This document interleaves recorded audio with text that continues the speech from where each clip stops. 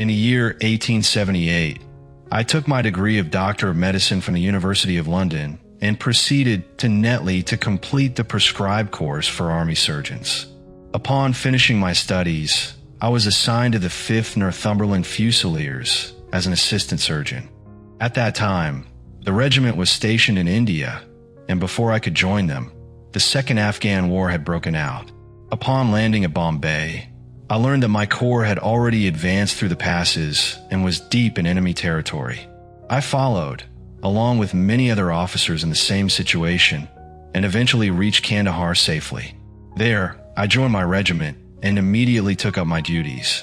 The campaign brought honors and promotions to many, but for me, it was only misfortune and disaster. I was removed from my brigade and attached to the Berkshires, where I fought at the fatal Battle of Maiwand. There, a Jazal bullet struck my shoulder, shattering the bone and grazing my subclavian artery. I would have fallen into the hands of the murderous Ghazis had it not been for the courage and devotion of my orderly Murray. He threw me across a pack horse and managed to bring me safely back to the British lines. Exhausted by pain and weakened from prolonged hardships, I was transported, along with a train of wounded men, to the base hospital in Peshawar. After some time, I began to recover, regaining enough strength to walk around the wards and even sit in the veranda. However, just as I started feeling better, I was struck down by enteric fever, the dreadful curse of our Indian possessions. For months, my condition was dire, and my life was despaired of. When I finally recovered, I was so weak and emaciated that the medical board determined I should be sent back to England without delay. Accordingly, I was dispatched on the troopship Iranis and landed a month later at Portsmouth Jetty. My health was irreparably ruined, but the government granted me 9 months to attempt to regain my strength. I had neither kith nor kin in England, leaving me as free as the wind, or at least as free as an income of 11 shillings and 6pence a day would allow. Naturally, I drifted to London, that great cesspool where all the loungers and idlers of the empire inevitably gather.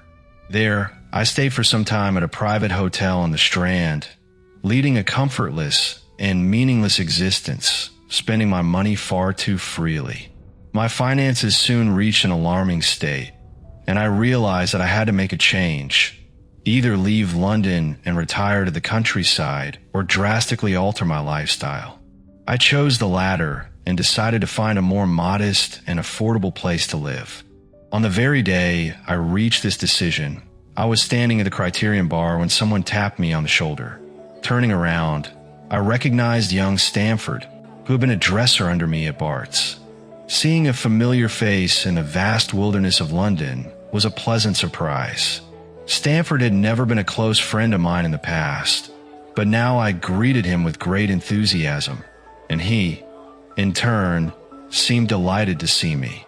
In my excitement, I invited him to lunch at the Holborn, and we set off together in a hansom. As we rode through the crowded London streets, Stamford looked at me in surprise. Good heavens, man. What on earth have you been up to? You're as thin as a rail and tan like a sailor. I gave him a brief account of my adventures, finishing just as we arrived at our destination. Poor devil. He said sympathetically after hearing my misfortunes. What are you doing now? Looking for lodgings and trying to solve the problem of whether it is possible to find comfortable rooms at a reasonable price. Well, that's a strange coincidence. You're the second person to tell me that today. And who was the first? A fellow who works in the chemical laboratory at the hospital. This morning, he was complaining that he couldn't find someone to share the nice rooms he found. They were too expensive for him alone. That's great. If he's really looking for someone to share the expenses, I am the perfect man for him. I would much prefer having a roommate rather than living alone. Stamford looked at me rather oddly over his wine glass. You don't know Sherlock Holmes yet.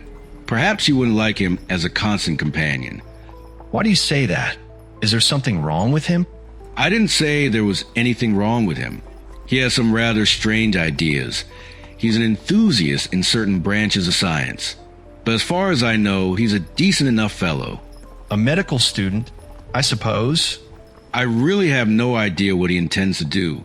He knows a great deal about anatomy and is an excellent chemist. But as far as I know, he's never taken formal medical courses. His studies are all over the place.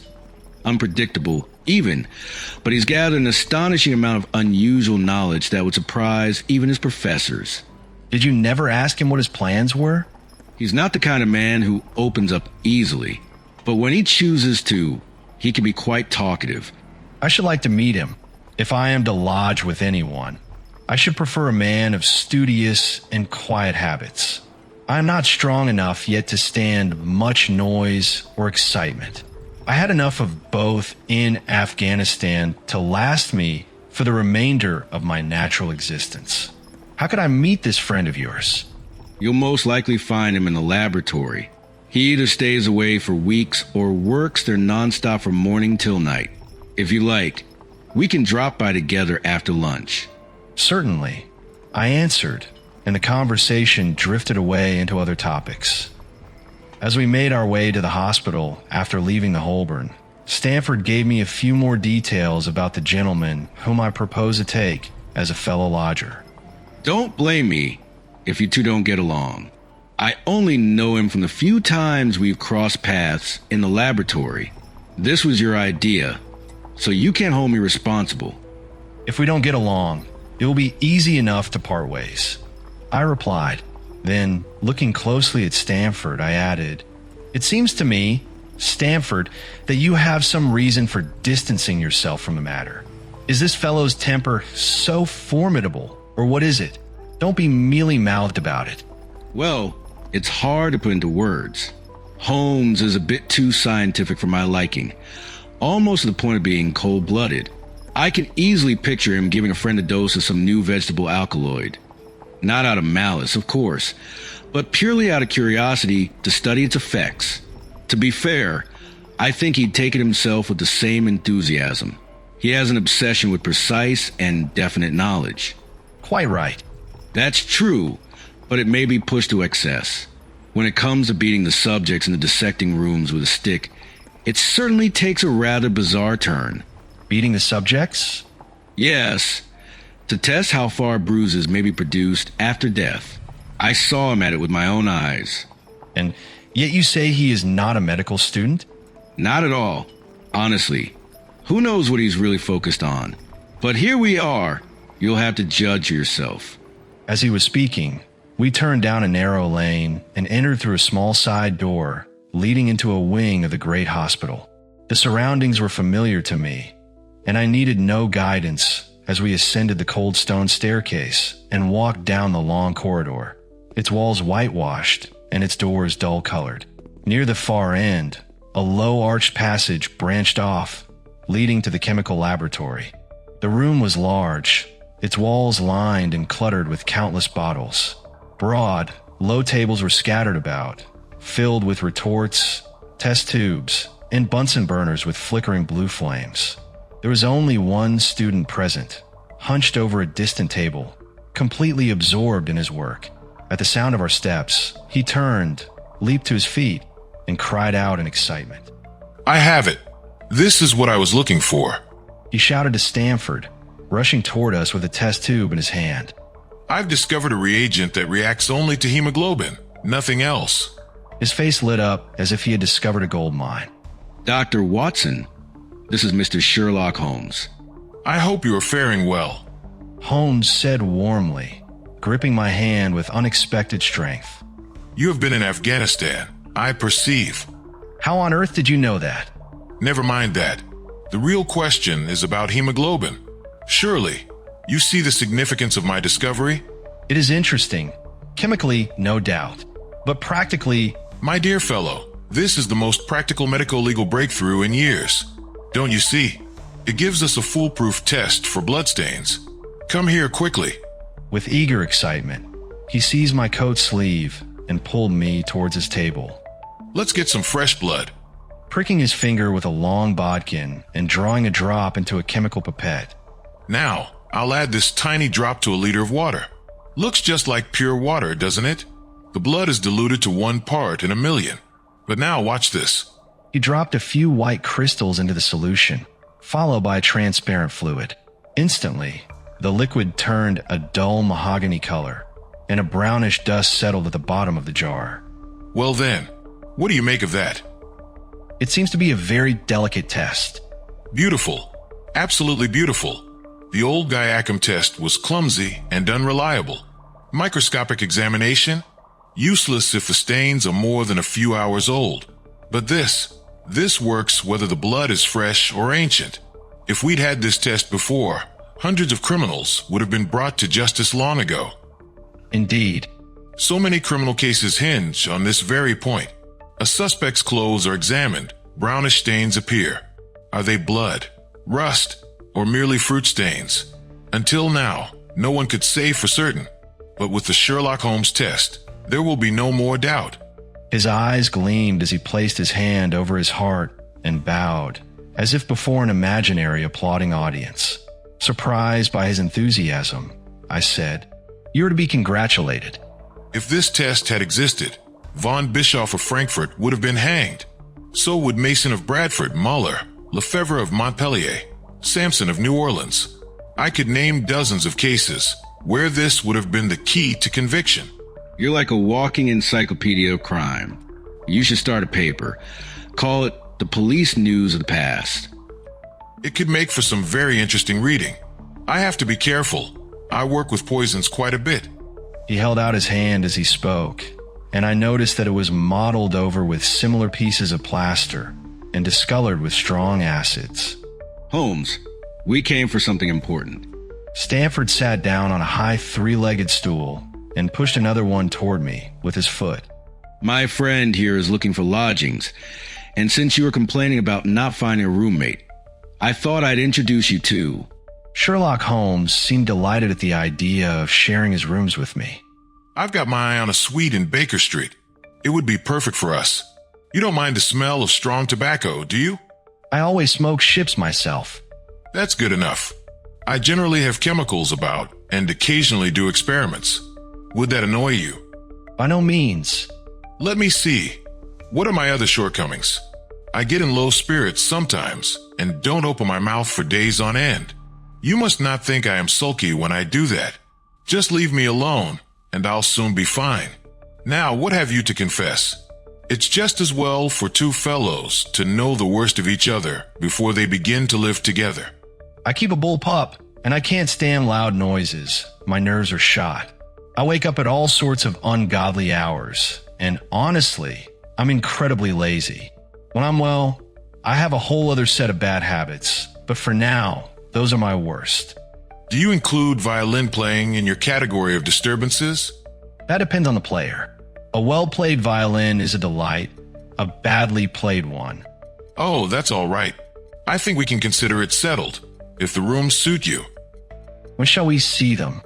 Call for me here at noon tomorrow, and we'll go together and settle everything. Got it. See you at noon. We left him working among his chemicals, and we walked together towards my hotel. By the way, I asked suddenly, stopping and turning upon Stanford, how the deuce did he know that I had come from Afghanistan? My companion gave a mysterious smile. That's just one of his little quirks. Plenty of people have tried to figure out how he does it. A mystery, is it? This is fascinating. I'm really grateful to you for introducing us. That's why they say the proper study of mankind is man.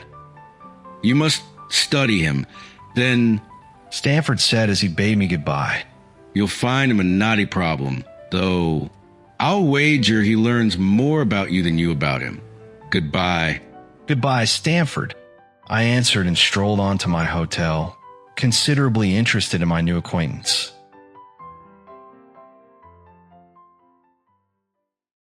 We met the next day as arranged and inspected the rooms at number 221B, Baker Street, which Holmes had mentioned. They consisted of a couple of comfortable bedrooms and a single large, airy sitting room, cheerfully furnished and illuminated by two broad windows. The apartments were desirable in every way, and the rents seemed moderate when divided between us. Without hesitation, we agreed to take the rooms and immediately moved in. That very evening, I transferred my belongings from the hotel, and the following morning, Sherlock Holmes arrived with several boxes and portmanteaus. For the next couple of days, we were busy unpacking and arranging our things to our best advantage. Once that was done, we gradually settled in and started adjusting to our new environment. Holmes was certainly not a difficult man to live with. He was quiet and maintained regular habits. It was rare for him to be up past 10 at night, and by the time I woke in the morning, he had invariably breakfasted and gone out. Sometimes he spent the day at the chemical laboratory, sometimes in the dissecting rooms, and occasionally he would take long walks into the lowest parts of the city. Nothing could surpass his energy when he was in the mood to work. However, there were times when he would lapse into a state of complete inactivity, lying on the sofa for days, hardly uttering a word or moving a muscle from morning till night. On such occasions, I noticed a dreamy, vacant expression in his eyes, one that might have led me to suspect an addiction to some narcotic had it not been for his strict temperance and clean habits. As the weeks went by, my interest in him grew, along with my curiosity about his pursuits. Even his physical appearance was enough to attract the attention of any casual observer. He was slightly over 6 feet tall, but so lean that he appeared even taller. His sharp, piercing eyes were always alert, except during his occasional periods of lethargy, and his thin, hawk-like nose gave him an air of keen observation and decisiveness. His chin was strong and square, a clear mark of determination. His hands were often blotched with ink and stained with chemicals, yet he possessed an extraordinary delicacy of touch, as I frequently observed when he handled his fragile scientific instruments. The reader may think me an overly curious man when I confess how much Holmes intrigued me. I often try to break through the silence he maintained regarding himself. But before judging me, one must understand how uneventful my life had become. My health did not permit me to go out unless the weather was exceptionally good, and I had no friends who visited to break the monotony of my daily routine. Given these circumstances, I welcomed the small mystery that surrounded my companion and spent much of my time trying to unravel it. He was not studying medicine. He had confirmed Stanford's opinion on that matter when I asked him directly. Neither did he seem to be following any academic path that would lead to a degree in science or any other scholarly pursuit. And yet, his dedication to certain subjects was remarkable. Within his eccentric limits, his knowledge was vast and incredibly detailed, so much so that his observations often astounded me.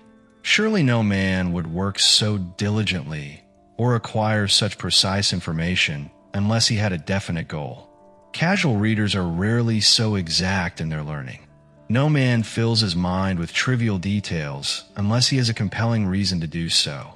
Strangely, his ignorance was just as remarkable as his knowledge. He knew almost nothing about contemporary literature, philosophy, or politics. When I once quoted Thomas Carlyle, he asked in all seriousness who he was and what he had done. My astonishment reached its peak when I discovered, quite by accident, that he was unaware of the Copernican theory or the composition of the solar system.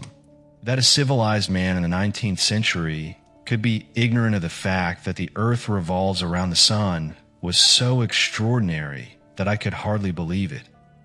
You look surprised. Now that I know it, I'll do my best to forget it. To forget it? You see, I think of a man's brain as a little empty attic, and you must furnish it as you choose. A fool crams his attic with all sorts of useless clutter, leaving no room for the knowledge that truly matters, or at best, making it so disorganized that he can't find it when he needs it. A skilled workman is careful about what he stores in his brain attic. He selects only the tools that help him in his work and keeps them in perfect order. It's a mistake to think this little attic has elastic walls that can expand forever. No, for every new piece of knowledge you take in, you're likely to forget something else. That's why it's essential not to let useless facts push out the useful ones. But the solar system. What the deuce does that matter to me? You say we go around the sun. Well, if we went around the moon instead, It wouldn't make the slightest difference to me or my work. I was about to ask him what his work actually was, but something in his manner showed me that the question would not be welcomed. Still, I pondered over our short conversation and tried to draw some deductions from it. He had said that he would acquire no knowledge unless it was useful to his object. That meant all the knowledge he did possess must serve a specific purpose. I mentally listed the subjects in which he had already shown exceptional expertise. Eventually, I took a pencil and jotted them down on paper. I could not help but smile when I finished the list. It read as follows: Sherlock Holmes, his limits. Knowledge of literature, nil.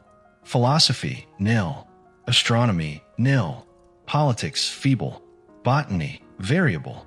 Well-versed in belladonna, opium, and poisons in general. Knows nothing of practical gardening. Geology, practical but limited. Can distinguish different soils at a glance.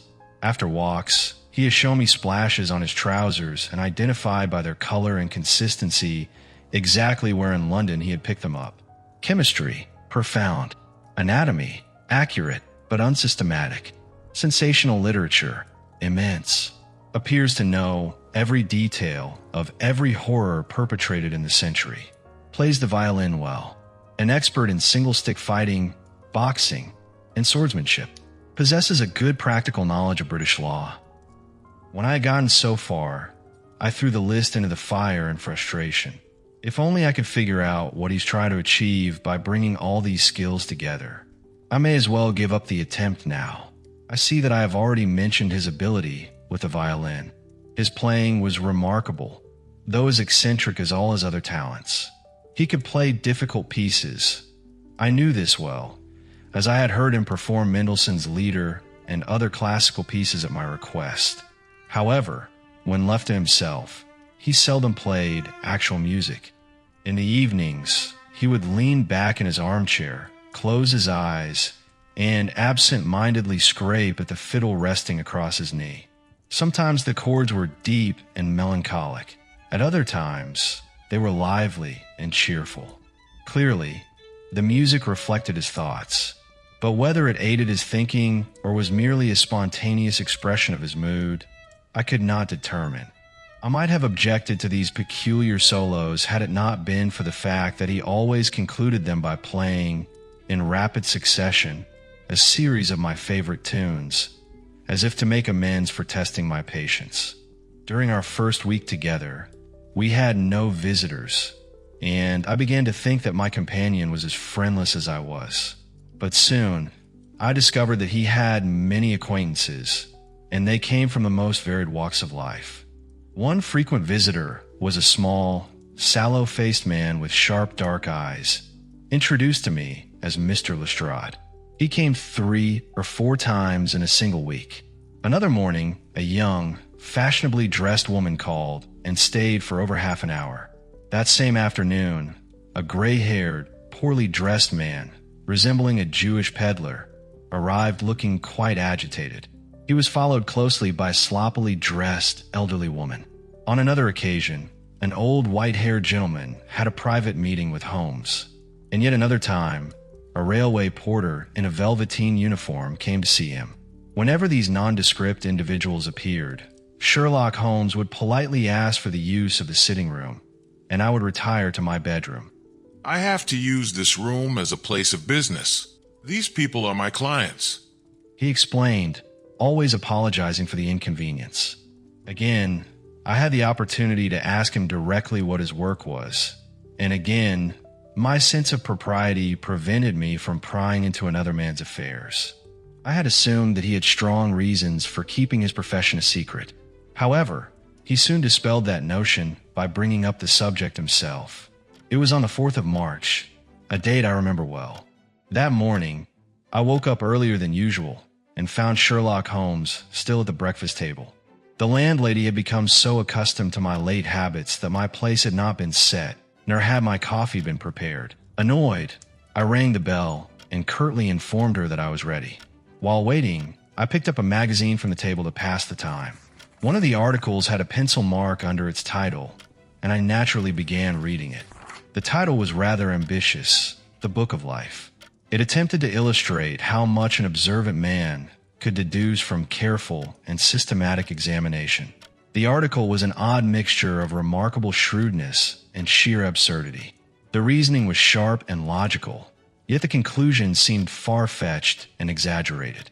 The writer claimed that by observing a fleeting expression, a twitch of a muscle, or a single glance, he could discern a man's innermost thoughts.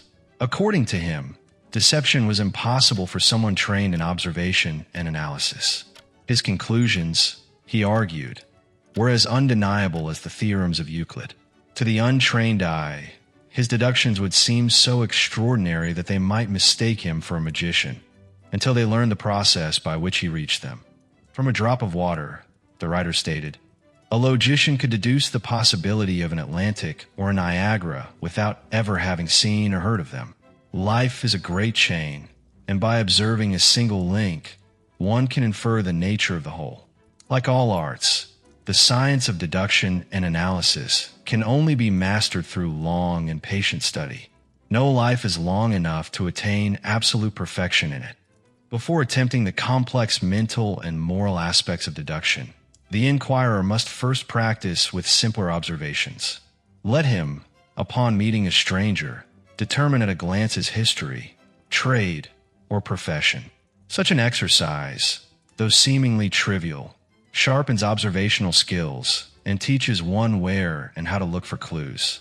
A man's profession is revealed by his fingernails, his coat sleeves, his boots, his trouser knees, the calluses on his fingers, his facial expressions, and the cuffs of his shirt. That all these indicators combined should fail to enlighten a trained observer is nearly inconceivable. What ineffable twaddle! I exclaimed, slamming the magazine onto the table. I have never read such nonsense in my life. What is it? Pointing at it with my egg spoon as I sat down to breakfast, I said, why, this article. I see that you have read it since you have marked it. I don't deny that it is smartly written. It irritates me, though. It is evidently the theory of some armchair lounger who evolves all these neat little paradoxes in the seclusion of his own study. It is not practical. I should like to see him placed in a third-class carriage on the Underground and asked to determine the trades of all his fellow passengers.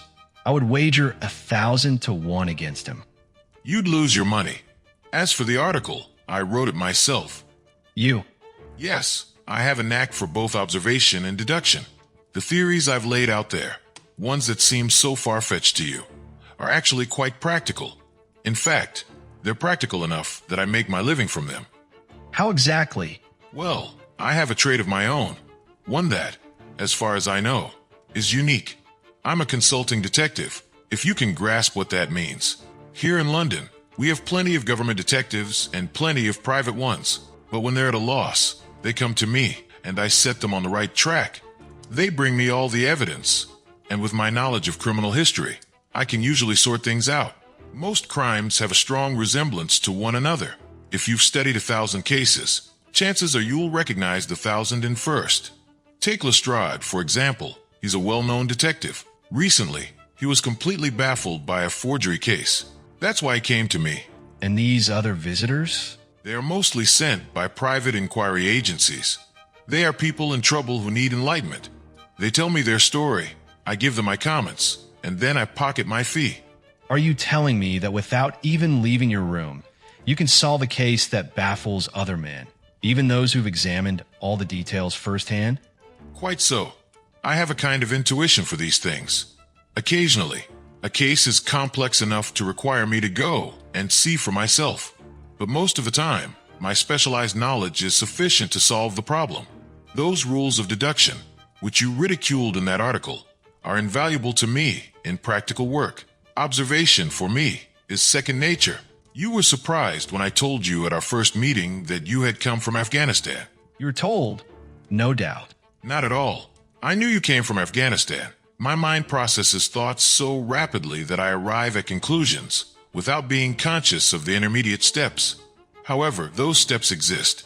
The chain of reasoning was as follows. Here is a gentleman with a medical appearance, but with the air of a military man. Clearly, an army doctor. His face is dark, but his wrists are fair. This means he has recently been in the tropics.